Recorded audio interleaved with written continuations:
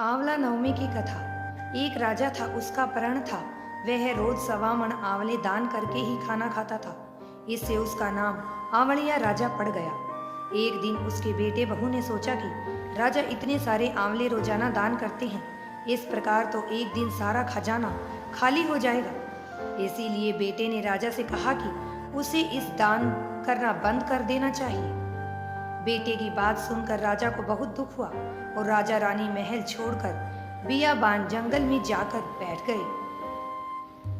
राजा रानी आंवला दान नहीं कर पाए और प्रण के कारण कुछ उन्होंने खाया नहीं। जब भूखे प्यासे 7 दिन हो गए, तब भगवान ने सोचा कि यदि मैंने इसका प्रण नहीं रखा और इसका मान नहीं रखा तो विश्वास चला जाएगा। इसलिए भगवान ने जंगल में ही महल, राज्य और बाग बगीचे सब बना दिए और ढेरों आंवलों के पेड़ भी लगा दिए। सुबह राजा रानी उठे तो देखा कि जंगल में उनके राज्य से भी 2 गुना राज्य बसा हुआ है। रानी देख रहे कहती है, सत मत छोड़े सुरमा सत छोड़ियो, पत जाए सत की छोड़ी लक्ष्मी, फेर मिलेगी आए। आओ नहा धोकर आंवले दान करें और भोजन करें। राजा रानी ने आंवले दान करके खाना खाया और खुशी खुशी जंगल में रहने लगे। उधर आंवला देवता का अपमान करने व माता पिता से बुरा व्यवहार करने के कारण बहू बेटे के बुरे दिन आ गए। राज्य दुश्मनों ने छीन लिया, दाने दाने को मोहताज हो गए और काम ढूंढते हुए अपने पिताजी के राज्य में आ पहुंचे।